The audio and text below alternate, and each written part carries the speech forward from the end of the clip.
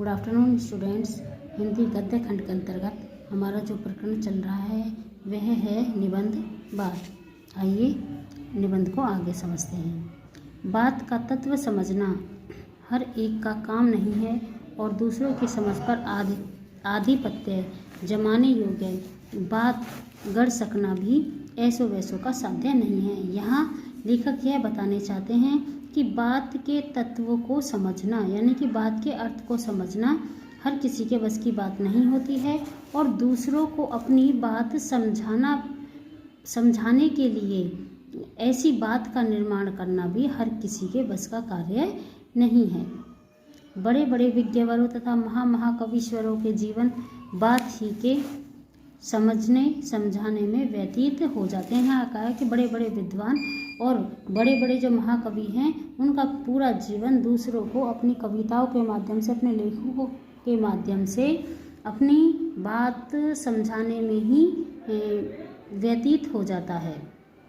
सहृदयगण की बात के आनंद के आगे सारा संसार तुच्छ जचता है। सहृदयगण अर्थात भावुक, जो भावुक व्यक्ति होते हैं ऐसे व्यक्तियों की बात का जो आनंद होता है वह कुछ और ही होता है। उनकी बात ऐसी लगती है कि उनकी बात के से जो प्रसन्नता, जो खुशी मिलती है उसके आगे पूरा जो संसार है वह भी बहुत छोटा प्रतीत होता है। अब बालकों की तोतली बातें, सुंदरियों की मीठी मीठी प्यारी प्यारी बातें, सत्कवियों की रसीली बातें, सुवक्ताओं की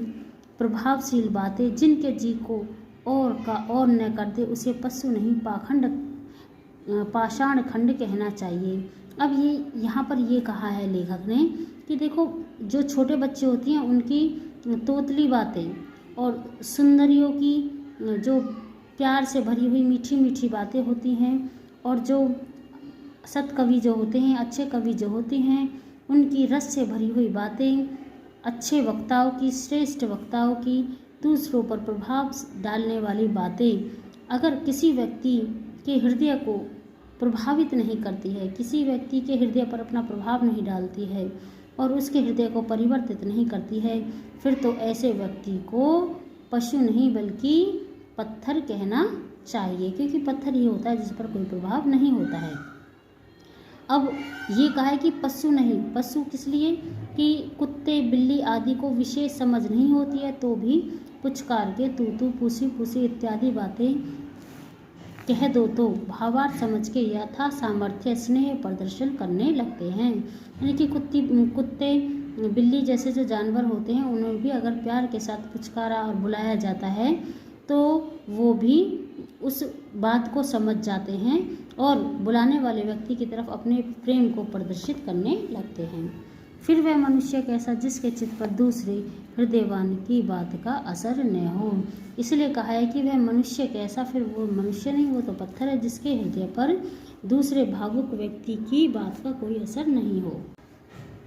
हमारे परम पूजनीय आर्यगण अपनी बात का इतना पक्ष करते थे कि तन्य तन्य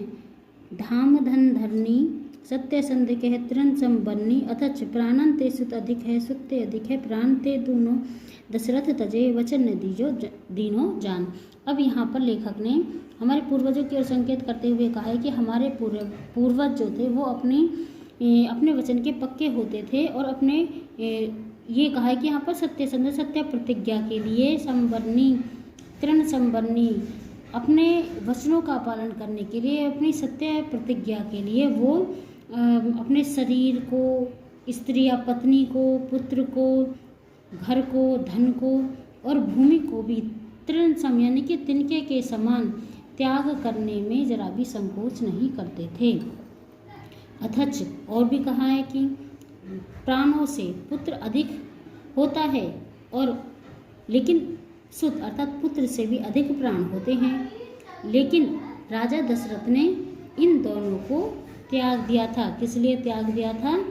कि अपने वचन के पालन के लिए। उन्हें अपने वचन को गलत नहीं सिद्ध होने दिया, उन्हें अपने वचन के पालन के लिए अपने जान की भी परवाह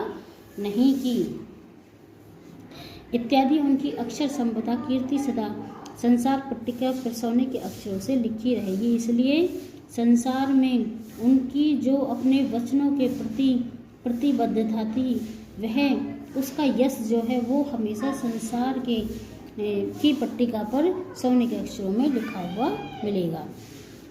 पर आजकल के बहुतेरे भारत को पुत्रों ने यह ढंग पकड़ रखा है, मर्द की जबान बात का उदय स्थान और गाड़ी का पहिया चलता फिरता ही रहता है। अब यहाँ पर ये कहने, लेकिन आज भारत के बहुत सारे कुपुत्र ऐसे हैं जो ये सोचते हैं कि मर्द की जबान यानी कि व्यक्ति की जो जबान होती है, जहाँ से बात निकलती है, और जो गाड़ी का पहिया है वो चलता फिरता ही सही रहता है। इसका मतलब ये है कि बात बदलना। आज जो बात है कल ही स्वार्थान्धता के वश हुजूरों की मर्जी के मुवाफिक दूसरी बातें हो जाने में तनिक भी विलंब की संभावना नहीं है। और यद्यपि कभी कभी अवसर पड़ने पर बात के अंश का कुछ रंग ढंग परिवर्तित कर लेना नीति विरुद्ध नहीं है, पर कब जातीयोत्कार, देशोद्धार, प्रेम प्रचार आदि के समय न की पापी पेट के लिए। अब उन्होंने ये कहा है कि स्वार्थ में अंधे होकर या अपने जो मालिकों की मर्जी के अनुसार अगर हमें अपनी बात को बदलना भी पड़े तो हमें उसमें जरा भी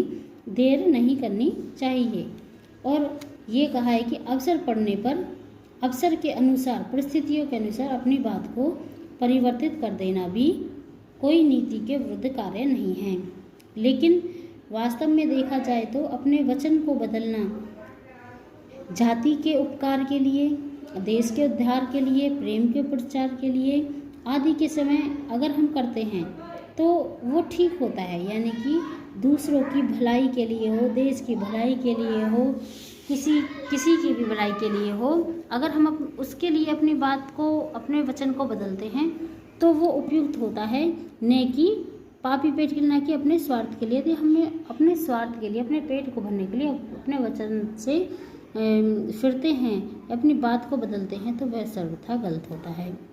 हम लोग हैं जिन्हें आर्यकुल रत्नों के अनुगमन की सामर्थ्य नहीं है, किंतु हिंदुस्तानियों के नाम पर कलंक लगाने वालों के भी सहमार्गी बनने में घिन लगती है। यहाँ पर लेखक कहना चाहते हैं कि हम अपने पूर्वजों का जो है हम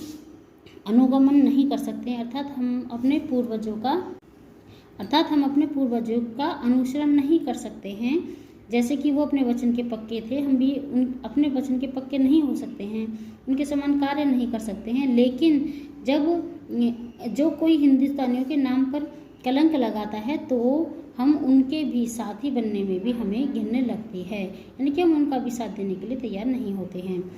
अब इससे यह रीति अंगीकार कर रखी है कि चाहे कोई भी बात बड़ा बदकहा तो बातूनी कहे, चाहे यह समझे कि बात कहने का भी सहूर नहीं है, किंतु अपनी मति के अनुसार ऐसी बातें बनाते रहना चाहिए जिनमें कोई न कोई किसी न किसी के वास्तविक हित की बात निकलती रहे। अब इन्होंने यह नीति अपना रखी है कि चाहे कोई ये कहे कि यह बहुत बात बनाने वाला है, बातूनी है, बहुत बड़ी बातें करने वाला है, या इसे बात करने का जरा भी सहूर नहीं है, जरा भी इसे बात करने का सहूर अर्थात बात करने का ढंग नहीं है, लेकिन अपनी मति अर्थात बुद्धि के अनुसार हमें ऐसी बात करते ही रहना चाहिए जिसमें किसी ना किसी का हित छुपा हुआ हो, अर्थात दूसरे के हित से संबंधित बातें ही हमें करनी चाहिए, चाहे उसके लिए कोई हमें कुछ भी कहे। पर खेद है कि हमारी बातें सुनने वाले उंगलियों पर ही गिनने भर को हैं। इससे बात बात में बात निकालने का उत्साह नहीं होता। अपने जी को क्या बने बात, जहाँ बात बनाए न बने इत्यादि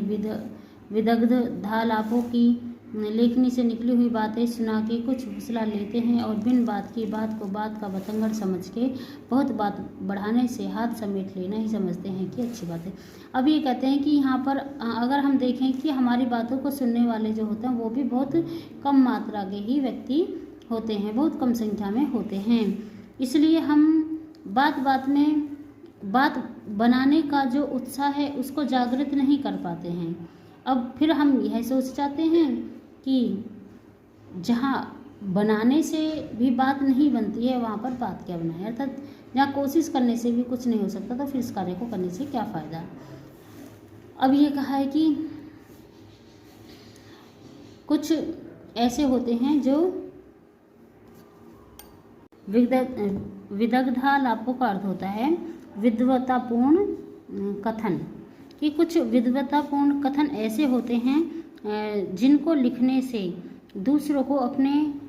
वश में कर लिया जाता है, और कुछ ये समझ जाते हैं कि बात करने से क्या फ़ायदा, अगर कोई बात